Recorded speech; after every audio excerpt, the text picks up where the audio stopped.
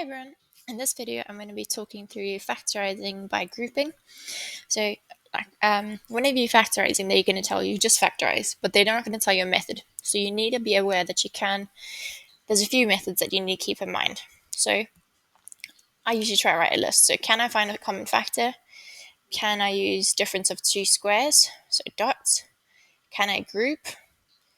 Or is it a trinomial? Okay, which we'll get to some of these in another video. But this video is all about grouping. So when we are grouping, it means sometimes we have an expression and we can actually make 2 brackets, 3 brackets, and then take out common factors. So for example, in this one here, it says factorize this expression. So we can see these first 2 terms, we've got a common factor of A. These second 2 terms, we've got a common factor of B. So if we could group them, we could maybe take out the common factor.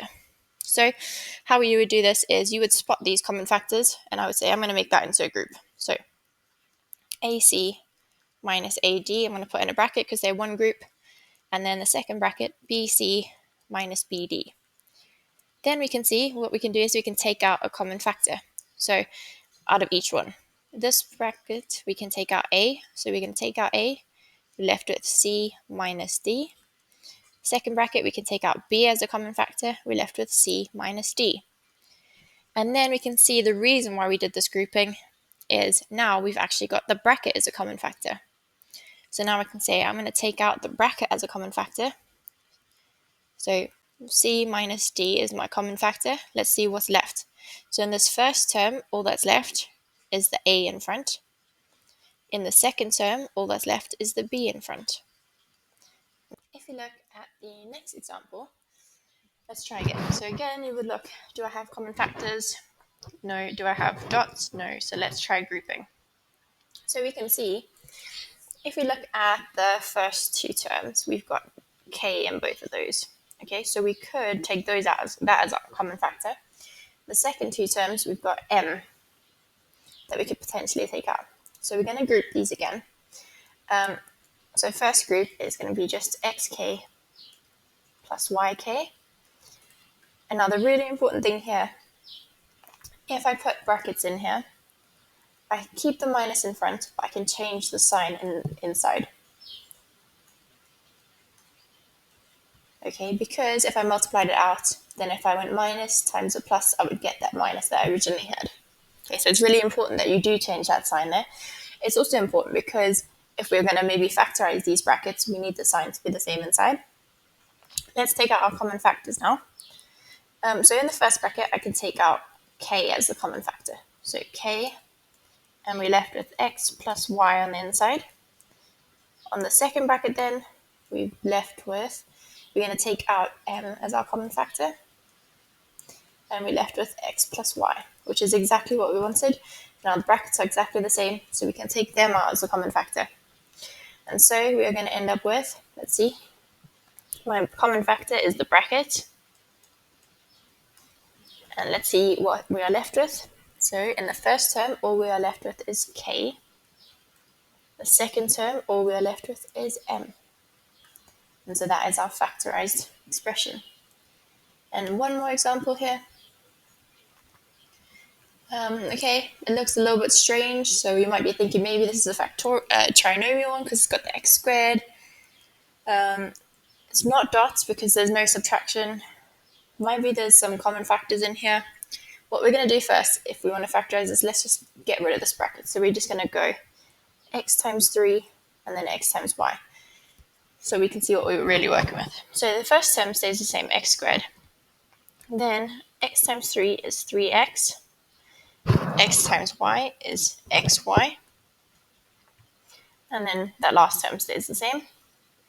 And now we can see, if we make this the first 2 terms into a group, we've got a common factor of x. And then if we make the second 2 terms into a group, we've got a common factor of y. Okay, so we're going to group these into brackets because then we can use grouping and common factors to factorize this. So x squared plus 3x plus xy plus 3y. So now in the first bracket, we can take out x as a common factor. And in the second bracket, we can take out y as a common factor. Okay, so let's do that then. So take out x. What we are left with is x times x will give me x squared. And then the second one, if I take out y, we are left with x plus 3. Okay, so now we can see, again, the brackets are the same, which is great because now we can take the brackets out as a common factor. So if I take the bracket out as a common factor, it means I'm going to put it in front, x plus 3. And then all that's left, so first term, all that's left is x. Second term, all that's left is y. And so that is our fully factorized one. I know I said this is the last one, but I think I actually have one more, which is quite long, so I think we'll give this one a go as well. Okay, so it looks awful. The question again is going to be factorized. So you would look through, you'd see, oh, maybe actually looks like there's lots of a's here, lots of b's here, but nothing really that we can take out of every single term. Because it's 6 terms, it makes me think maybe I could group it into 3 and 3.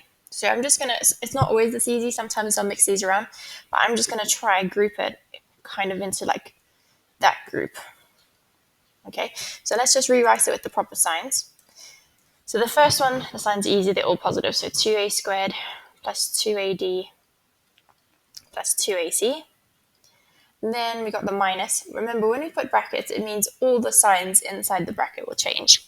So we're going to have ab plus bd plus bc, which is good because now it's looking kind of like the same as that first bracket with its positives. In this one, we can take out a as a common factor. Okay, so we can take out a as a common factor in this one. And in the second bracket, we can take out b as a common factor. Okay, so let's do that then. So if we take out a, oh, we can also take out 2 as a common factor in this one. And let's take out 2a then. So what we're left with is that first term, we're just left with a. The second term, we're just left with d. Third term, we're just left with c. If we look at the second one, we said we can take out b as a common factor. So we're left with a in the first term, d in the second term, c in the third term, which is great. Our brackets are the same. So now we can take the brackets out as a common factor. So if we take that out then, we're going to have common factor in front. So a plus d plus c, and then everything that's left over. So all that's left in this first one is 2a. All that's left in the second one is minus b. And so that is our fully factorized form, even though the start out is a really long problem. I hope this helped you. Please let me know in the comments if you have any questions.